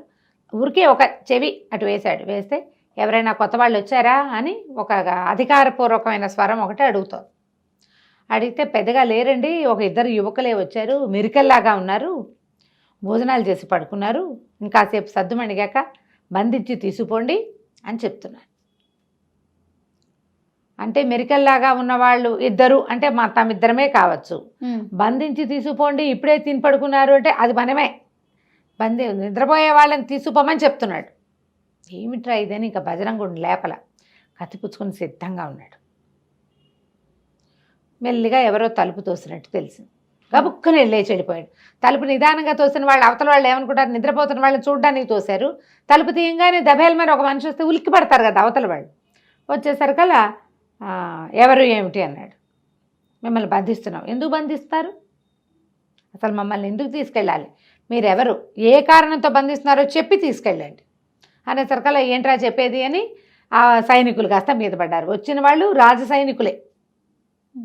మీద పడేసరికల్లా ఇతను మంత్ర ఖడ్గం తీశాడు. బజరంగుడు లేచే లోపలే వీళ్ళందరినీ చీల్చి చెండాడేశాడు.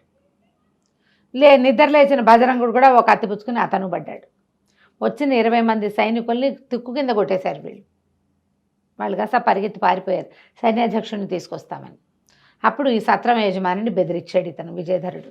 ఏమిటి, మేమేమి నీ దగ్గర ఉచితంగా లేవు, మమ్మల్ని పోషించట్లేదు నువ్వు, మేము డబ్బు ఇచ్చి ఉన్నాం, పైగా మేము వేరే దేశం నుంచి వచ్చేవాళ్ళం, మేము ఇక్కడ మాయమైపోతే మా వాళ్ళకి ఏం తెలుస్తుంది, అసలు ఎందుకు మమ్మల్ని పట్టించాలనుకున్నావు, మేమేం చేసాం నీకంటే, బాబు మాకు సరదా కాదు, మా రాజుకి సరదా కాదండి, మేమేం చేయాలి, మాకు పెద్ద సమస్య ఉంది, మా రాజ్యానికి ఉత్తర ద్వారం దగ్గర ఉన్నటువంటి కొండ గుహల్లో క్రూరుడనే ఒక మాంత్రికుడు ఉన్నాడు, ఆయన ఏదో పూజ చేస్తాడు, ప్రతి పౌర్ణమికి యువకుల్ని బలిస్తాడండి, ఊళ్ళో పిల్లలు అయిపోయారు, ఎంతసేపని మా పిల్లల్ని బలి పెట్టుకుంటాం, మాకు ఉండాలి కదా మరి సంతానం, అందుకని బయట ఊళ్ళ నుంచి వచ్చిన వాళ్ళలో నుంచి పౌర్ణమికి ఒకరిని పట్టిస్తాం, మరి మాకు ఇంకా వేరే దారి లేదు, చాలా సంవత్సరాలుగా జరుగుతోంది ఇది, ఏటా ఎవరు కుదిరితే వాళ్ళకు ఒక పిల్లల్ని ఇచ్చేస్తే అన్ని చోట్ల కనుక్కుంటారు, పౌర్ణమి ముందు రోజు అబ్బాయిని బంధించి పంపించేస్తాం. అప్పుడు ఇతను ఏమనుకున్నాడు, క్రూర రాక్షసుడు, క్రూరుడు, ఒక మాంత్రికుడు అనగానే మనకు కావాల్సిన వాడు వీడే. అక్కడి నుంచి ఏమన్నాడు, మీకు ఇది నిజంగా తెలుసా ఖచ్చితంగా అంటే, ఖచ్చితంగానండి, సైన్యాధ్యక్షుడు వస్తాడు కనుక్కుందరు కానీ కావాలంటే. సైన్యాధిపతి రాకని ఇతను అంతా ఆనుపాను కనుక్కున్నాడు. నేను వెళ్తాను, స్వచ్ఛందంగా నన్ను పంపించండి అన్నాడు. వాళ్ళు ఆశ్చర్యపోయారు, ఏమిటి చచ్చిపోవడానికి వెళ్ళిపోతావని, చచ్చిపోవటమో ఇంకో పోవటమో నా సంగతి నేను చూసుకుంటా కదా అంటే, సరే రమ్మన్నారు. బజరంగుడు ఇతను ఇద్దరు విజయధరుడు ఇద్దరు కలిసి రాజస్థానానికి వెళ్ళారు, ఆస్థానానికి వెళ్ళిపోయారు. రేపు పౌర్ణమి, ఈ సాయంకాలం ఆ బాక్స్ పంపించాలి, ఎవరో ఒకళ్ళని పడుకోబెట్టి పంపిస్తారు. అదేంటంటే పెద్ద చిల్లులుగా చేయబడిన ఒక పెద్ద చెక్కపెట్టె, ఆ చెక్కపెట్టెలో మనిషిని పంపించి మనిషిని పడుకోబెట్టి లోపలికి అక్కడ దాకా తీసుకెళ్తే దానంతట అదే బాక్స్ లోపలికి వెళ్ళిపోతుంటారు అక్కడ ఉన్న మాయమంత్రాల వల్ల. సరే ఏం చేశారు, కొంతమంది సైనికులు ఈ బజరంగుడు కూడా కలిసి ఈ అబ్బాయిని కత్తితో సహా ఆ పెట్టెలో పడుకోబెట్టారు. ఆ పెట్టెతో పాటు వెళ్ళారు. బజరంగుడు కూడా పోయాడు అక్కడికి, ఒక్కడిని వదిలిపెట్టి ఉండలేక వెళ్ళాడు వెనకాల. సరే అక్కడ దాకా వెళ్ళేసరికి అదొక పెద్ద కొండ గుహ, బయట ఒక పెద్ద బండరాయి అడ్డం ఉంది. వీళ్ళు ఆ పెట్టె తీసుకెళ్ళి అక్కడ పెట్టంగానే ఆ రాయి దానంతట అదే ఇట్లా రెండుగా విచ్చిపోయింది. ఈ కింద పెట్టబడిన బాక్స్ అక్కడ ఒక గీతలు గీసున్నాయి, ఆ గీతల్లో పెట్టాలి, ముగ్గులో పెట్టాలి, ముగ్గులో పెట్టిన బాక్స్ దానంతట అది లేచి తేలుకుంటూ లోపలికి వెళ్ళిపోయింది. ఎవరు పట్టుకెళ్ళాలా దానంతట అదే వెళ్ళిపోయింది. అక్కడి నుంచి తెరుచుకుపోయిన రాతి బండలు రెండు యథాప్రకారం అతుక్కుపోయిన రాతి బండ అంతా మూసేసింది. కేకలు పెట్టాడు బజరంగుడు, అయ్యో అయ్యో వెళ్ళిపోతున్నాడు అని. ఇక వెళ్ళిపోతున్నాడే ఏం లేదు, మూసిపోయాక ఇంక చేయగలిగేది ఏం లేదు. ఆ సైనికులంతా మేము వెళ్ళిపోతాం, ఎప్పుడు ఇంతే చేస్తామంటే బజరంగుడు బతిలాడాడు, వెళ్ళిపోవద్దు, ఇదంతా కథ మామూలుగా అవుతుంది, మావాడు దీన్ని ఏర్పాటు చేస్తాడు అని చెప్తే ఒప్పుకోలేవాడు. సరే ఒకళ్ళు ఇద్దరు అన్నారు, పోన్లే పాపం అబ్బాయి సరదా పడుతున్నాడు, ఒక రోజు ఉందాం, ఈ రాత్రికి ఉండిపోదాము, తెల్లవారుజామున ఎప్పుడో పౌర్ణమి ఉంది, ఆయన ఏదో చేస్తాడు, ఏమైనా తేడా వస్తే అప్పుడు చూడొచ్చు, తెల్లారిదాకా ఉందాం లేరా అని అక్కడే కూర్చున్నారు. ఈ లోపలికి వెళ్ళిన బాక్సు లోపలికి వెళ్ళంగానే ఒక పక్కన అట్లా పెట్టబడింది ఒక పెద్ద మందిరం. అది ఎంత పెద్ద మందిరమో, మందిరంలో ఒక పెద్ద అమ్మవారి విగ్రహం, చండిక విగ్రహం ఉంది. ఆ తర్వాత చండికా విగ్రహానికి ఒక పక్కగా ఇంతకుముందు మనం చెప్పుకున్న మాయా అశ్వపు శిల్పం నిలబెట్టబడింది. తెల్లటి శిల్పం, ప్రాణం ఉన్న గుర్రంలాగానే కనపడుతోంది ఆ శిల్పం, కానీ అది శిలని తెలుస్తుంది, తెల్లటి పాలరాయితో చెక్కింది. దాని జూలు, దాన్ని నిక్కబొడుచుకున్న చెవులు, కళ్ళు లైవ్లీగా ఉంది, కానీ కదలిక లేదు, శిల్పం కనపడుతుంది. సరే ఏమైంది, తెల్లవారుజామున ఇంకా కాసేపట్లో పౌర్ణమి వెళ్ళిపోతుంది అనగా బలి కార్యక్రమం మొదలైంది. ఈ పెట్టి తెరిచి చూశారు. పెట్టి తెరిచి చూస్తే వీళ్ళు ఏమనుకున్నారు, ఒక యువకుడు పడుకుంటాడు అనుకున్నారు. అందులో అదేగా పడుకోబెట్టారు, కానీ లోపల గడ్డాలు అవి నెరిసిపోయిన ఒక యోగి ముసలాయన పడుకుని ఉన్నాడు. మాంత్రికుడు ఆశ్చర్యపడి, ఎవడరా నువ్వు ఎలా వచ్చావు, నేను యువకుడిని పంపించమన్నాను, ఇలా ముసలివాడిని పంపించాడేమిటి రాజు, ఎప్పుడు ఇట్లాంటి పొరపాటు జరగలేదు అని మరి చర్చి కేకలు పెట్టాడు. ఎవరక్కడ ఈమెది వీడిని బలి సరిచేయండి, ఇది బలి ఇట్లా ఇవ్వడానికి పనికిరాదంటే ఆగాగు శాంతం శాంతం అని లేచి నుంచున్నాడు విజయధరుడు. నేను ఒక యోగిని, నువ్వు మాయాశ్వాన్ని సాధించడానికి ఎందరో యోగుల్ని బంధించావని, ఎందరో యువకుల్ని బలిస్తున్నావని తెలుసుకున్నాను. నీ దగ్గరికి వచ్చే మార్గం లేక ఇలా ఈ రాజుకు చెప్పి నేను ఈ బాక్స్లో పడుకొని వచ్చాను, ఈ డబ్బాలో నీకోసం వచ్చాను అని చెప్పాడు. విజయధరుడికి మొట్టమొదట ఆ రూపం మార్చుకునే అవకాశం ఇచ్చింది అమ్మాయి, మంత్రం ఇచ్చింది. ఆ మంత్రంతో ఇతను యువకుడు కాస్త ఇలా వృద్ధుడిగా మారిపోయాడు. మేకప్ కాదు, అది మారిపోయాడు అంతే. అనేసరికల్లా ఆ రాక్షసుడు ఆశ్చర్యపోయాడు. ఏమిటి నీకు తెలుసా ఈ అశ్వం సంగతి అన్నాడు. నాకు బాగా తెలుసు, దాన్ని ఎలా మామూలు అశ్వంగా మార్చాలో, మాయా అశ్వంగా ఎలా మార్చాలో నాకు స్పష్టంగా తెలుసు. నీకు ఆ క్రియ చేసి యోగులందరినీ విడిపిద్దాము, నీకు మేలు జరుపుదామని వచ్చానన్నాడు. అనేసరికల్లా బ్రహ్మానందపడిపోయాడు ఆ క్రూర మాంత్రికుడు, రాక్షసుడు మాంత్రికుడు.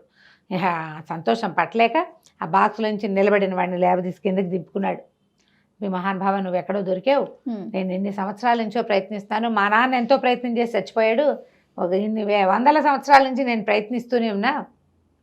అయితే ఈ గుర్రాన్ని ఏం చేయాలంటే ముందు నన్ను గుర్రం ఎక్కించు.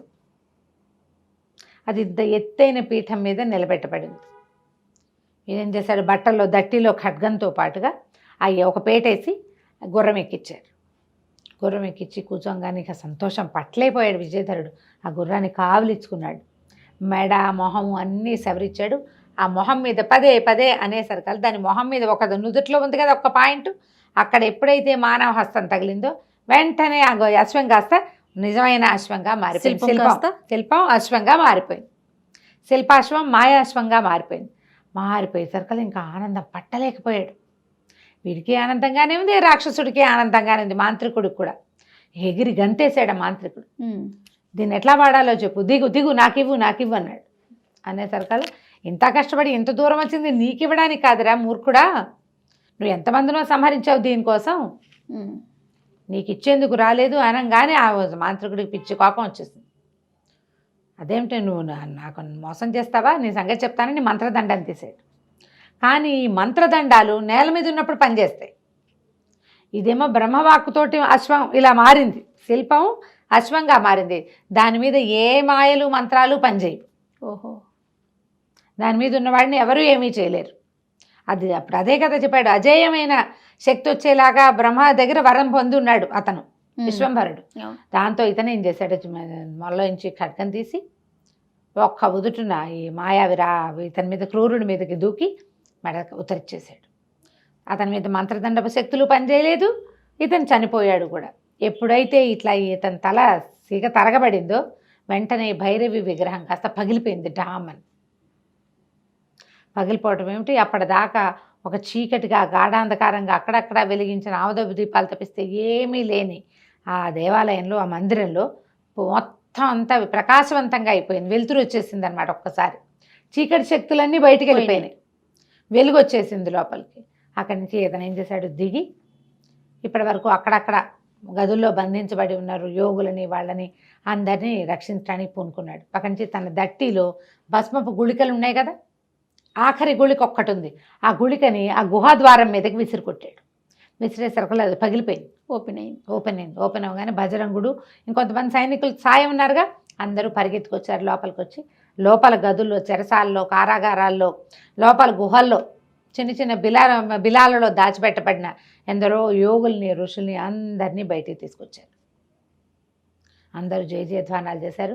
నువ్వు ఎంతో గొప్పవాడివి, రాజకుమారుడు క్షత్రియులకు ఉండవలసినటువంటి సాహసం ఉంది నాయన, ధైర్య సాహసే లక్ష్మి, నువ్వు చక్కగా జయిస్తావు, నువ్వేం చేయదలుచుకున్నావు అది చేస్తావని అందరూ ఆశీర్వదించారు. ఇంక ఇప్పుడు నెక్స్ట్ది మంత్రహారాన్ని సాధించాలి. సరే, ఈ గుర్రాన్ని ఎక్కి బజరంగుడితో కలిసి విజయధరుడు బయలుదేరాడు. ఇక్కడ యోగులని, ఋషులని వాళ్ళని రక్షించి, సిద్ధపురుషులను రక్షించి బజరంగుడితో కలిసి విజయధరుడు మాయా అశ్వాన్ని ఎక్కి శివపర్వత శ్రేణుల్లో ఉన్న భువనేశ్వరి మాత ఆలయానికి వెళ్ళాలని చెప్పాడు గుర్రానికి. అది ఎగురుకుంటూ తీసుకెళ్ళిపోయింది. ఇక్కడి నుంచి ఆకాశ మార్గంలో ఎగురుతూ కింద కనపడుతున్న వింతలు, విడ్డూరాలు, విశేషాలు, తమ దాటి వచ్చిన 3 గంధర్వ కన్యల్ని కలుసుకున్న అడవుల్ని అన్నిటినీ దాటుకుంటూ అక్కడికి వెళ్ళారు. ఆయన చెప్పినటువంటి మహీపతి రాజ్యం అది కూడా కనపడింది. నందముని చెప్పాడు మహీపతి రాజ్యం, దాన్ని ఆనుకునే శివపర్వత రాజ్యం కూడా కనపడతాం. ఈ రాజ్యము అవి దాటి వెళ్ళాక శివ పర్వతాలైతే ఏవో కనపడుతున్నాయి, కానీ ఆలయం ఎక్కడుందో తెలియలే. సరే, గుర్రం బాగా అటు ఇటు తిరిగి మొత్తానికి ఆ ఆలయం వైపుకి తీసుకెళ్తే ఆలయం దూరంగా కనపడుతోంది. ఆలయానికి వెళ్ళే దారిలో అంత మామూలు దారి కనపడుతోంది.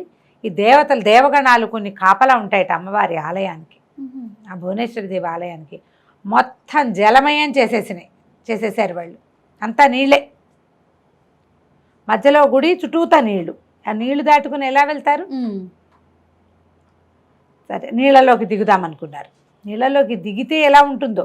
అయితే ఏంటంటే ఈ గుర్రము నీటిలో కూడా ప్రయాణించగలిగే గుర్రం. ముందు భయపడ్డాడు విజయధరుడు, మర్చిపోయాడు. అది ఆకాశ గమనమే కాదు, ఆకాశంలో ఉన్నప్పుడు విమానంలాగా, నీళ్లలో ఉన్నప్పుడు జలాంతర్గామిలాగా ప్రయాణం చేయగలదు అది. ఆ గుర్రం ఆ నీళ్ళలో, అందుకే మాయా అశ్వం అయింది. ఆ నీళ్ళలోకి దిగి నీళ్ళలోంచి వీళ్ళిద్దరిని తీసుకెళ్ళింది లోపలికి. భువనేశ్వరి ఆలయం లోపలికి వెళ్ళిపోయారు. కొన్ని దేవగణాలు అడ్డం పడ్డాయి. ఆ అడ్డం పడ్డ వాళ్ళందరితోటి ఈ మంత్రఖడ్గం ఉందిగా, ఇతని దగ్గర 3 గంధర్వకాంతలు ఇచ్చింది, దాంతో యుద్ధం చేస్తారు. పైగా ఈ గుర్రం మీద ఉండి యుద్ధం చేసిన వాడికి ఎదురే లేదు. అతనికి ఒక్కొక్క శక్తి తెలుస్తుంది, దానికి ఏమేమి ఉన్నాయి అని. అది ఆకాశంలో పరిగెడుతుంది, ఆకాశంలో ఎగురుతుంది, నీళ్ళల్లోకి ఈత్తుంది. ఎవరైనా అడ్డొచ్చినా వాళ్ళని జయించే శక్తి ఇస్తుంది తనకి. ఆ గుర్రంతో పాటు లోపలికి వెళ్ళిపోయాడు. చాలా పెద్ద విశాలమైన దేవాలయం, బంగారు కాంతులు ఇంతు. లోపలికి వెళ్తే అమ్మవారి విగ్రహం ఎంత పెద్ద విగ్రహమో, అసలు ఇట్లా ప్రతిమా స్వరూపం, అత్యద్భుతంగా ఎవరినో కూర్చోబెట్టి వాళ్ళని చేసినట్టుగా ఉంది. శిల్పంలాగా అనిపించట్లా, ఒరిజినల్గా ఉంది. కానీ అవి వస్తువులన్నీ కూడా ఆమె ఒంటి మీద చెక్కడంగా ఉన్నాయి, కానీ ఆ మంత్రహారం ఏదైతే ఉందో అది కనిపించాలి. మంత్రమణిహారం అన్నిటితో పాటే అది ఉంది. అక్కడ ఎలా తీసుకోవాలి? అది ఊడి రావాలి. శిలలో ఇంచి ఉన్న శిల మీద ఉన్న వస్తువులు ఎలా ఊడొస్తాయి? ఇక పరిపరి విధాల నమస్కారం చేసుకున్నారు. ఏం చేసినా తెలియలే. అక్కడి నుంచి ఏం చేశాడు ఈయన, బాగా ప్రార్థించాడు ఇతను విజయధరుడు. అమ్మ అమ్మలుగానే ఏమన్నాడు, బోళ్ళని పద్యాలు పాడాడు, పాటలు పాడాడు, శ్లోకాలు చదివాడు, తనకు వచ్చినవన్నీ వల్లించాడు. ఎవరైనా సహాయం చేస్తారేమో ఋషులు మునులు అని గుర్రాన్ని దిగి లోపలంతా వెతికాడు. సబరికి విసుగు పుట్టింది. ఎంత దూరం వచ్చాను, ఇంత శ్రమపడ్డాము, ఇంత దూరం వచ్చాము. దాంతోపాటుగా ఈ విషయాన్ని నాకు చెప్పిన నందముని కూడా శీలైపోయాడు పాపం. అవును, కూతురుతో పాటు తండ్రి శీలైపోయాడు. వాళ్ళకు కూడా నిష్కృతి లేకుండా పోతుందని భువనేశ్వరి మాతని పదే పదే ప్రార్థించి, అమ్మ కేవలం నేను ప్రేమించిన ప్రేయసిని, ఒట్టిగా ఒక చిన్న ఫోటో చూసి ప్రేమించాను, చిత్రం చూసి ప్రేమించాను, ఆమె యొక్క దుస్థితిని తప్పించాలనుకున్నా, ఆ తండ్రి దుస్థితి కూడా తప్పిస్తానని మాటిచ్చి వచ్చాను. క్షత్రియుడిని నా మాట దక్కేలాగా లేదు. ఒట్టి చేతులతో ఇంటికి ఏమని పోను? సరే, నా శిరస్సు నువ్వు తీసుకోమని చేతిలో ఉన్న మంత్రఖడ్గంతో మెడ నరికేసుకున్నాడు. ఎప్పుడైతే ఇతను మెడ నరుకుని నెత్తురు జిమ్మిందో ఆ బజరంగుడు కేవమని మిత్రమాని కేకలు పెడుతూ స్పృహ తప్పి పడిపోయాడు. శిరస్సు పోయి దొర్లుకుంటూ, మొండెం పడిపోయింది, శిరస్సు దొర్లుకుంటూ భువనేశ్వరి అమ్మవారి పాదాల దగ్గరికి వెళ్ళి పడింది. ఇలా కోసాడు, అది ముందుకెళ్ళి పడేసరికల్లా మొత్తం దేవాలయం అంతా గంటలు మోగిపోయినాయి. ఎన్ని గంటలో ఉన్నాయి, ఎన్ని దీపాలో వెలిగినాయి. అమ్మవారి ప్రత్యక్షమైంది. బజరంగుడికి కనపడలే. అప్పుడు ఆమె శిల్పంలో ప్రత్యక్షం అంటే స్వరూపంతో రాల. ఏ శిల్ప స్వరూపంలో అమ్మవారు దేవతా విగ్రహ స్వరూపంలో ఉందా అంతా ఏమో విగ్రహంలో కలిసినట్టే ఉంది. ఈ ఒక్క మణిహారం మాత్రం విడిగా కనపడడం మొదలుపెట్టింది. తీసుకోవడానికి వీలుగా మిగిలినవన్నీ చెక్కారు. అన్నీ ఆ విశ్వకర్మ ఎవరో చెక్కాడు కదా, చెక్కాడు. కానీ ఈ పైనున్న హారం మాత్రం ఆమె వేసింది, అది కలిసిపోయి ఉంటుంది అందులో. ఆ హారం మాత్రం దగదగలాడుతూ కనపడడం మొదలుపెట్టింది. అక్కడి నుంచి ఆవిడ, చాలా మెచ్చుకుంటున్నాను నిన్ను, క్షత్రియుడు అన్నవాడు ఇచ్చిన మాట నిలబెట్టుకోవాలి, చెప్పిన పని చేయగలగాలి, దానికి సరిపడా సాహసం ఎవరికైతే ఉందో వాడు ఎప్పుడూ జయిస్తాడు. సాహసి అయినటువంటి క్షత్రియుడు ఎప్పుడూ జయిస్తాడని అమ్మవారి ఆశీర్వాదంతో ఇస్తాను. శిరస్సు మళ్ళీ బంతిలాగా వెనక్కి దొర్లుకుంటూ వెళ్ళి అతని శిరస్సు కతుక్కు తల అతికేసుకుంది మెడకి. లేచి నిలబడ్డాడు, చూస్తున్నాడు విగ్రహంలో ఆ నగ కనపడుతోంది. ఆకాశవాణి వినపడింది, అశరీరవాణి. రాకుమార, నీ ధైర్యం సాహసానికి మెచ్చుకుంటున్నాను. మంత్రహారాన్ని తీసుకెళ్ళు, నీ పని అయిపోయాక హారం దానంతటా అది వెనక్కి వచ్చేస్తుంది అని చెప్పింది. చెప్పగానే ఇతను అమ్మవారికి నమస్కారం చేసుకుని విగ్రహం దగ్గరికి వెళ్ళి ఆ విగ్రహ పాదాలు నమస్కారం చేసి, అపరాధాన్ని సహస్రాన్ని చేస్తూ ఉంటాం మేము, మా తప్పులు క్షమించమని పదే పదే ప్రార్థించి ఆ మెడలో ఇంచి ఆ హారాన్ని తీసుకుని దట్టిలో భద్రపరుచుకున్నాడు. అక్కడ బోల్డ్ అనే పూజా సామాగ్రి అవి ఇవి చాలా ఉన్నాయి, ప్రసాదాలు చాలా ఉన్నాయి. అంటే పళ్ళు గిళ్ళు ఉన్నాయన్నమాట, పళ్ళు పువ్వులు నీరు ఉంటే ఆ మంత్రజలాన్ని అది మనం అమ్మవారికి పెడతారు కదా చెంబులో కలశోదకం, ఆ కలశోదకాన్ని చల్లాడు భద్రంగుడి మీద. భద్రంగుడి మిత్రమా అని ఏడుస్తూ లేచి కూర్చున్నాడు. చచ్చిపోయావా అని. చచ్చిపోలేదురా నాయన, బతికే ఉన్నాను, పద వెళ్ళిపోదామన్నాడు. సరే లేచి వీళ్ళు గుర్రం దగ్గరికి వచ్చేసరికల్ గుర్రం చక్కగా స్థిమితంగా నుంచునుంది అక్కడ. ఇద్దరు కలిసి ఆ గుర్రం ఎక్కారు. గుర్రం ఎక్కేసరికల్లా బయట అంతకుముందు వాళ్ళు ఎన్ని నీళ్లు చూశారు, ఒక చుక్క నీరు లేదు. పర్వత శ్రేణిలో ఇట్లా కొండ మీద నిలబెట్టినట్టుగా ఉంది అమ్మవారి దేవాలయం.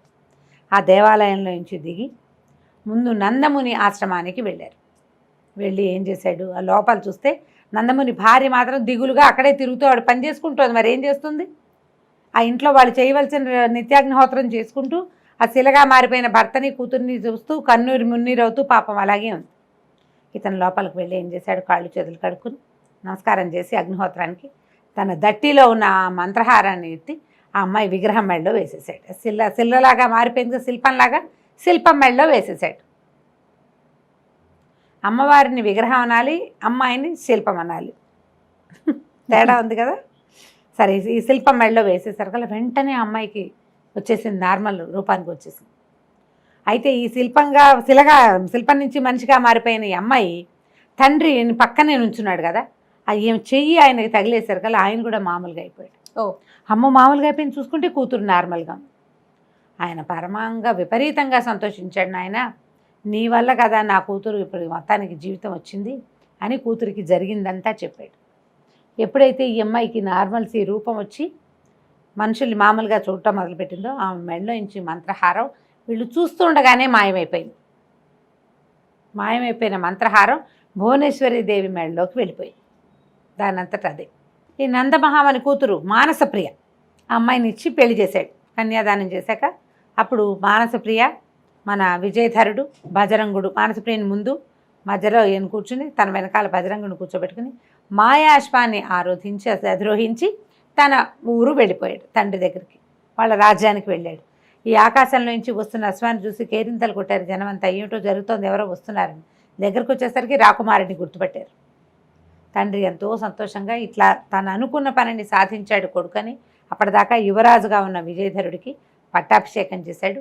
మళ్ళీ ఊరెళ్ళాక మళ్ళీ విశేషంగా వివాహం చేసి రాజ్యంలో ఉన్న వాళ్ళందరికీ కన్నుల పండుగ ఎంతో సంతోషంగా రాజ్యాన్ని చేసుకున్నారు. ఆ మాయా అశ్వం వీళ్ళ దగ్గరే ఉండిపోయింది. అది అతను ఎప్పుడూ వాడేవాడు కాదు. ఏదైనా విపత్కర పరిస్థితి వచ్చినప్పుడే దాన్ని వాడుకోవాలని దాన్ని శిల్పంగా మార్చి తమ పూజా మందిరం పక్కనే ఆ శిల్పాన్ని ఉంచుకునేవాడు అన్నమాట. ఆ శిల్పం వీళ్ళ దగ్గరే ఉండిపోయింది. ఎప్పుడైనా ఎవరికైనా అవసరం వచ్చినప్పుడు చూడొచ్చు అనుకున్నారు. దాన్ని నిత్యం తుడుస్తూ చక్కగా శ్రద్ధగా జాగ్రత్తగా అట్టు పెట్టుకునేవారు. ఎప్పుడైనా యుద్ధాలప్పుడు మాత్రమే ఆ అశ్వాన్ని వాడేవాళ్ళు, మాత్రమే వాడేవారు, అవసరమైనప్పుడు వాడుకున్నారు.